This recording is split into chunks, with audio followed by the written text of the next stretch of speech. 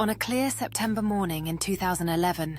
the iconic World Trade Center towers, symbols of American prosperity, stood tall above the bustling streets of New York City when a series of unimaginable events unfolded that would change the world forever. As the first tower crumbled under the weight of destruction, the city was shrouded in a thick cloud of dust and despair, while brave firefighters and police officers rushed into the chaos, seeking to save lives amidst the rubble. In the aftermath, the once vibrant skyline was forever altered as a collective grief swept across the nation, leading to memorials honoring those who perished and a determination to rebuild and stand strong against adversity. Amidst the rubble, hope emerged as construction crews, volunteers, and communities united to rebuild, culminating in the rise of One World Trade Center,